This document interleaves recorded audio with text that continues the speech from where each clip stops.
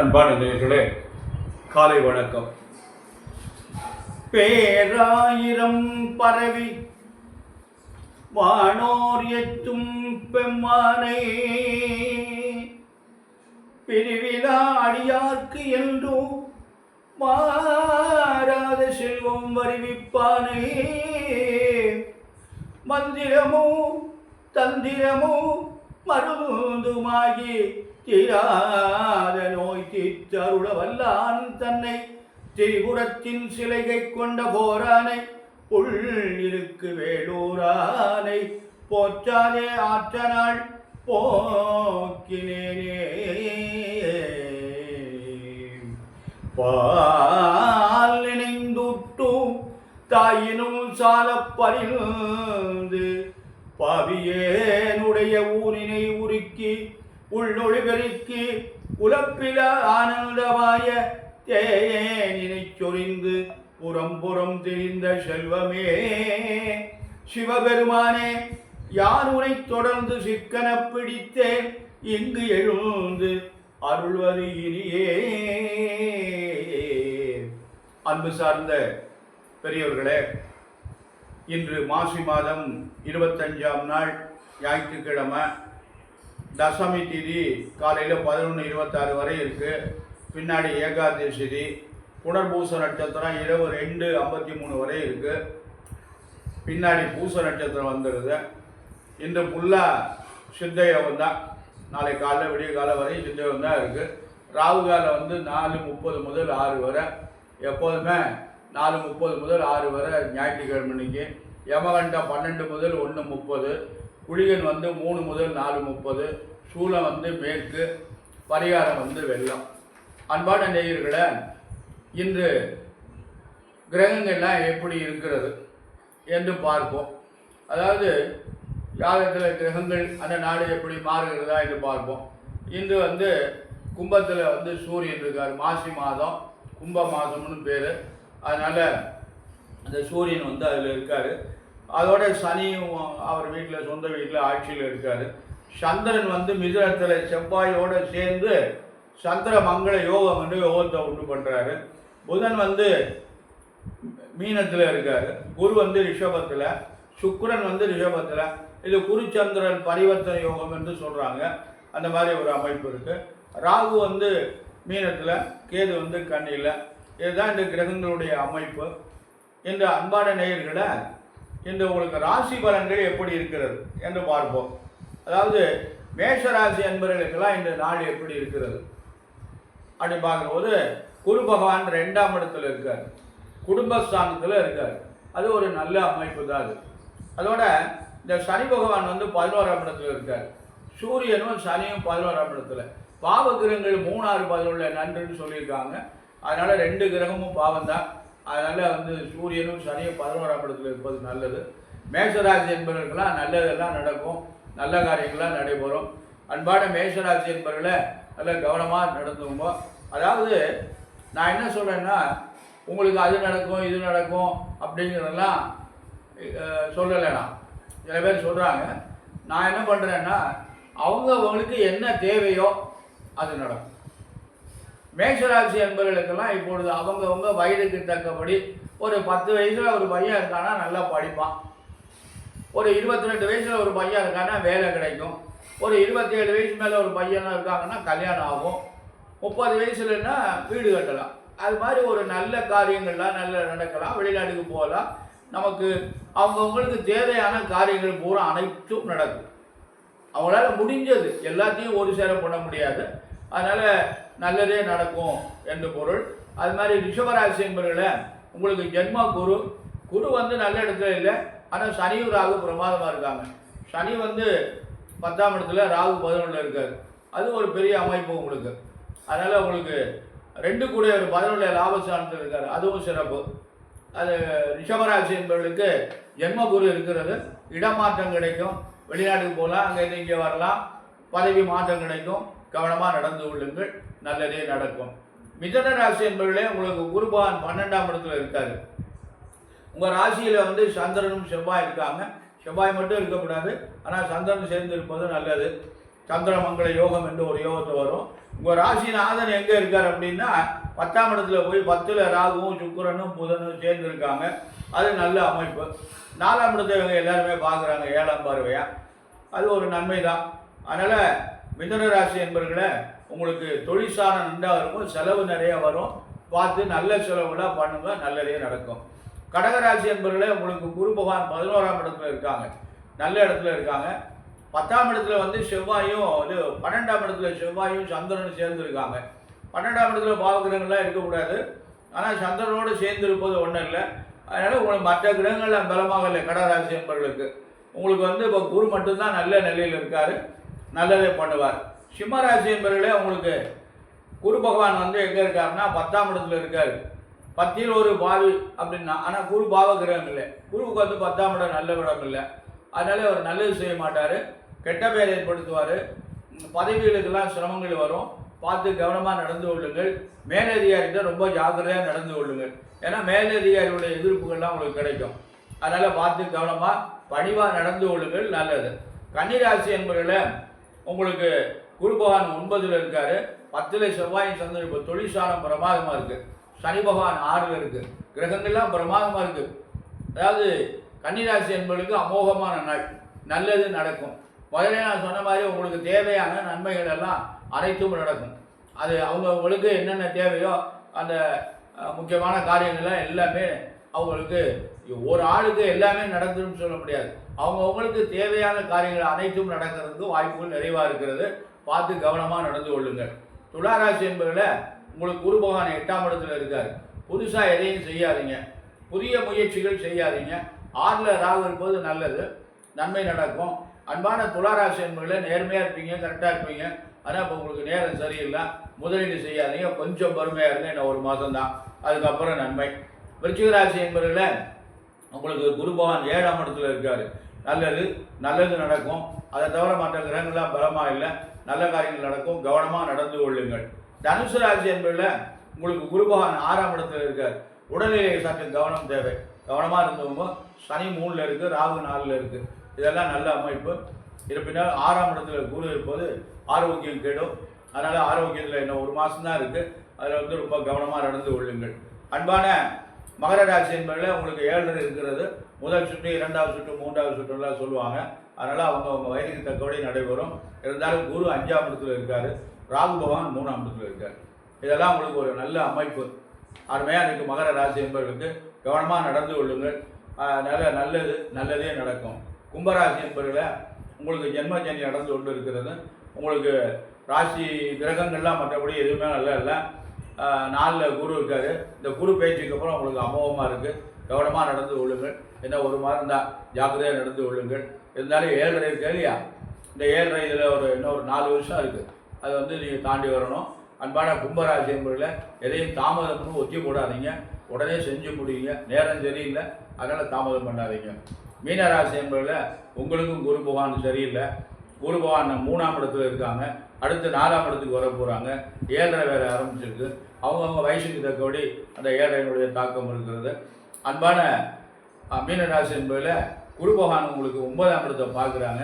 அதனால் கஷ்டங்களுக்கு இடையில நல்லது நடக்கும். அடுத்து இந்த குரு பேச்சு உங்களுக்கு சாதகமாக இருக்கும்னு நினைக்கிறேன். ஏன்னா 4ஆம் இடத்துக்கு வராரு. 4ஆம் இடத்துக்கு வராருன்னா அவருடைய பார்வை 10ஆம் இடத்தை பார்க்குது. 10ஆம் இடத்தை பார்க்குற போது உங்களுக்கு வந்து தொழிற்சாரம் நன்றாக இருக்கும்.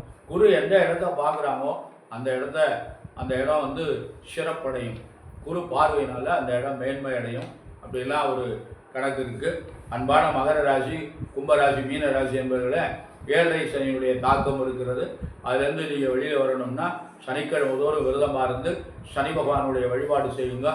ஞானசம்பந்தர் இயற்றிய கோளறு திருப்பதிகம் வெய்யர் தோழி பங்கரிடம் உண்டுகின்றன் இந்த திருப்பாடலை 11 பாடல் இதை சனிக்கிழமை காலமாக பாராயணம் பண்ணுங்க.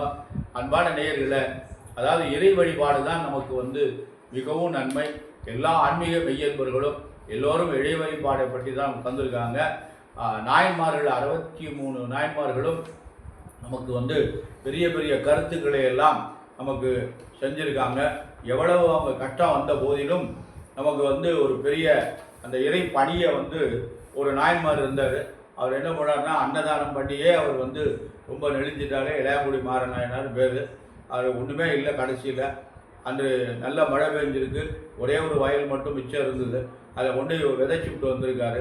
விதைச்சிட்டு வந்தால் ஆற்றுல ஒன்றும் இல்லை. அவங்க சாப்பிட்றதுக்கு கூட சாதம் கிடையாது. என்னடா பண்ணுறது அப்படின்னு 2 பேரும் எல்லாம் அலம்பி வச்சுட்டு உட்காந்துருக்காங்க. ஒரு அடியார் வந்து பசிக்குது அப்படின்னு வந்துட்டார். அந்த அடியார் யாருன்னா சிவபெருமானே வந்ததாக தான் சொல்கிறாங்க. அந்த அடியார் வந்து பசிக்கினோடனே இவர் என்னடா பண்ணுறது அப்படின்ட்டு, சரி ஐயா நீங்கள் போய் குளிச்சுட்டு வாங்க, நாங்கள் சமையல் பண்ணி வைக்கிறோம் அப்படின்ட்டு உடனே ஒரு கொல்லை பக்கம் போய் இந்த சாரணத்தி கீரைன்னு ஒரு கீரை, அந்த கீரையை பறித்து கொண்டு கொடுத்து இதை வந்து வேக வச்சு வையே, நான் வயலில் போய் இந்த நேற்று விதைச்ச நெல்லை பூரா அரிச்சிக்கிட்டு வர்றேன் அப்படின்ட்டு போய் வயலில் சல்லடை எடுத்துன்னு போய் அந்த நெல்லை பூரா அரிச்சின்னு வந்து அதை வறுத்து வரையோட்டில் பொறுத்து வறுத்து குத்தி அரிசியாக்கி அதை சாதம் வடித்து இந்த சாரணத்தி கீரையை சமைச்சு அவர் வந்து அடியார் வந்து அவருக்கு அன்னம் பண்ணுறாங்க. அப்படியே இறைவன் பார்த்தார், இனிமேல் இவனை நம்ம சோதனை பண்ணக்கூடாது அப்படின்ட்டு, அப்போ அவனை சோதிக்கிறதுக்கு தான் நான் வந்தேன் அப்படின்னு, போதும்டா நீ இந்த பூமியில் இருந்தது அப்படின்னு நேரம் என்னோட இடத்துக்கு வான்னு கைலாசுக்கு கூட்டு போயிட்டார். எவ்வளோ பெரிய பதில் பாருங்கள். அவர் அந்திம காலம் வரை அந்த தர்மத்தை எனக்கு என்ன வேணும்னு அவர் யார்ட்டுமே கேட்கல, அந்த இறைவன்கிட்ட கேட்கல. அந்த வருகின்ற அடியார்களுக்கு, சிவனடியார்களுக்கு அன்னதானம் போடுவதே தான் அவருக்கு இளையாங்குடி மாறநாயனார்னு அவருக்கு பேர். அவர் அந்த 63 நாயன்மாரில் ஒருத்தர் இருக்கார். அதே மாதிரி ஒரு சலவை செய்கின்ற தொழிலாளி ஒருத்தர் இருக்கார். அவர் என்ன வேலை இருந்தாலும் சரி, அடியார்களுக்கு, சிவனடியார்களுக்கு துணியை துவச்சி கொடுத்துட்டு தான் மற்ற துணியில் துவைக்கிறது, சாப்பிட்றது அப்படின்னா ஒரு பழக்கம் இருந்தாங்க. அதை இறைவன் நிறைய சோதிச்சார். அவரை சோதிச்சுட்டு நிறைய அவரை வந்து ஆட்கொண்டுட்டார். இப்படியெல்லாம் நிறைய நமக்கு நாயன்மார்கள் 63 நாயன்மார்களும் இருக்காங்க. கண்ணையே தோண்டி எடுக்கலான்னு கண்ணப்ப நாயனார் இந்த இறைவனுக்கு நம்மளெல்லாம் கொடுக்க மாட்டோம். இறைவனுடைய கண்ணில் ரத்தம் வந்ததுன்னா நம்ம ஒளிய விடுவோம். ஆமாம், ஏன்னா நமக்கு கண்ணை முடியுன்றான் என்ன பண்ணுறாரு. ஆனால் அவருக்கு ஒன்றுமே தெரியாது, படிக்காதவர், வேடுவர். அவர் வந்து அந்த கண்ணை எடுத்து இறைவனுக்கு அப்பினார். ஒரு கண்ணை எடுத்து அப்பி ரத்தம் வந்துடணும், மறுகண்ணையும் அப்போது போனார். அப்போ தான் இறைவன் வந்து கையை பிடிச்சிட்டார். நீல் கண்ணப்பா என்று சொல்லி ஒரு வாரத்துக்குள்ளே அவரை மோட்சத்துக்கு கொண்டு போயிட்டார். சின்னனார்னு பேர், வேடுவர் ராஜா. எவ்வளோ பெரிய முக்கியம் அடைஞ்சிட்டு கண்ணப்ப நாயனார் அப்படின்னு ஒரு பெரிய மகான். அது போன்று என்று ஒரு முக்கியமான கருத்து சொல்கிறேன். எல்லாரும் இந்த திருமணம் ஆகவில்லை குழந்தைகளுக்கெல்லாம் அப்படின்னு சொல்லிட்டு ரொம்ப மனசு வருத்தப்பட்டு ஜாதகத்தை பார்த்து அந்த தோஷம் இருக்குது, இங்கே தோஷம் இருக்குது, காளகஸ்தி போவா, அங்கே போயிட்டு வா அப்படின்னு ஒரு என்னமோ ஊரெல்லாம் சொல்கிறாங்க. அந்த ஊருக்கெல்லாம் போனால் தான் உனக்கு கல்யாணம் ஆகும் அப்படின்னு அவங்க சொல்கிறத நம்பி இவங்களும் எல்லா ஊருக்கும் போகிறாங்க. ஆனால் கல்யாணம் இன்று வரை ஆகலை. அப்போது அவங்க என்ன பண்ணுறாங்கன்னா, எதை நாம் செய்யணும்னோ அதை விட்டுடுறாங்க, எதை சொல்லணுமோ இதை சொல்கிறவங்க அதே விட்டுடுறாங்க. அதனால் இதை முறையானதை சொன்னால் செய்யவும் மாட்டேங்கிறாங்க. இதை செய்க, இதுலேருந்து நீங்கள் வெளியில் வந்துடுவீங்க, திருமணம் சீக்கிரம் ஆகிடும் அப்படின்னு சொன்னால் அதை செய்ய மாட்டாங்க. அதாவது ஞானசம்பந்தர் பாடிய ஒரு சிவபெருமானுடைய ஆலயம் இருக்குது, திருவேதிகுடின்னு ஒன்று இருக்குது. தஞ்சாவூர் கண்டியூர் வழியில், கண்டியூர்லேருந்து 1.5 கிலோமீட்டர் தூரத்தில் திருவேதிகுடின்னு ஒரு ஊர் இருக்குது. அந்த ஊரில் சிவபெருமான் வந்து அவரை போய் தரிசனம் பண்ணால் உடனடியாக எப்பேற்பட்ட தோஷங்கள் இருந்தாலும் விலகி, நான் ஒரு தவணை போயிருந்தாங்க, நான் போயிருந்த நேரத்தில் எத்தனையோ தம்பதிகள் வந்து பிரார்த்தனை பண்ணிட்டு போனவங்க வந்து கல்யாணத்து மாலையோட, பொண்ணு மாப்பிள்ளை மாலையோடு வந்து தரிசனத்தை பண்ணிட்டு போயிட்டு போனாங்க. ரொம்ப சந்தோஷமையா, எங்களுக்கு கல்யாணம் ஆயிடுத்து அப்படின்னு சொல்லி அந்த சிவாச்சாரியார் சொன்னார். அதாவது இவர் பார்த்தா அவர் 2 மாதத்துக்கு முன்னாடி வந்து வேண்டிட்டு போனார் கல்யாணம். அது மாதிரி நான் ஒரு பையனை கூட்டிகிட்டு போனேன், அவனுக்கு ஒரு 6 மாதத்துக்குள்ள கல்யாணம் ஆகிடுது. அதனால் அந்த வேதிகுடி நான் ஞானசம்பந்தர் இயற்றிய ஒரு 11 பாடல் இருக்கிறது. திருமண தடை நீங்கிக்காக ஒரு 11 பாடல் இருக்கிறது. அந்த பாடலை நாம் எல்லாரும் பாராயணம் பண்ணணும். ஆனால் இதை பாராயணம் பண்ண மாட்டேங்கிறாங்க. காலையில் உட்கார்ந்துக்கிட்டு இதை யாரை பாராயணம் பண்ணுறது அப்படின்னு சொல்கிறாங்க. காலை மாலை 2 வேளையும் இந்த பதிகத்தை பாராயணம் செய்தவையானால் நமக்கு வந்து சட்டுன்னு வரன் கிடைக்கும். அந்த மணமகளே பாராயணம் பண்ணலாம். வேதிகுடிக்கு தான் போகணும்னு இல்லை, இல்லத்தில் இருந்து கொண்டே அந்த எம்பெருமான் வேதிகுடி புராணை நினைத்து முடிஞ்சால் போயிட்டு வரலாம். போய் பிரார்த்தனை பண்ணிட்டு அங்கே வந்து அங்கேருந்து வந்து நம்ம இந்த வேதிகுடி புராணனுடைய ஞானசம்பந்தரிய 11 பாடலையும் நாம் பாராயணம் பண்ணி வந்தோமேனால் நமக்கு திருமண தடை விலகி நமக்கு திருமணம் சீக்கிரமாக நடக்கும். அன்பான நேயர்களே, நாம் அந்த தோஷம் இருக்குது இந்த தோஷம் இருக்குன்னு சொல்லிக்கிட்டு நம்ம நொந்து கொண்டே இல்லாமல் அந்த தடை நீங்குவதற்கு நாம் இறைவனை பிரார்த்தனை செய்தமையானால் நமக்கு ஒரு நல்ல வழி கிடைக்கும். அதனால் அந்த திருமண தடை நீங்குவதற்காக வேதிகுடி புராணனை இயற்றி அவர் மேலே 11 பாடல் எம்பெருமான் ஞானசம்பந்தர் இயற்றியிருக்கிறார். அந்த பாடலை பாராயணம் செய்யுங்கள். ஆண் பெண், பெண்ணுக்கு திருமணமாகவில்லை, ஆணுக்கு திருமணமாகவில்லை, வாழ்க்கை முறையாக அமையவில்லை, நிறைய கருத்துக்கள்லாம் இருக்குது. இந்த வாழ்க்கை முறையாக அமையலைன்னு அதுக்கு என்ன காரணம் அப்படின்னா, நீங்கள் முறையாக அந்த திருமணத்தை செய்து வைக்கலைன்னு அர்த்தம். அதான் காரணம்.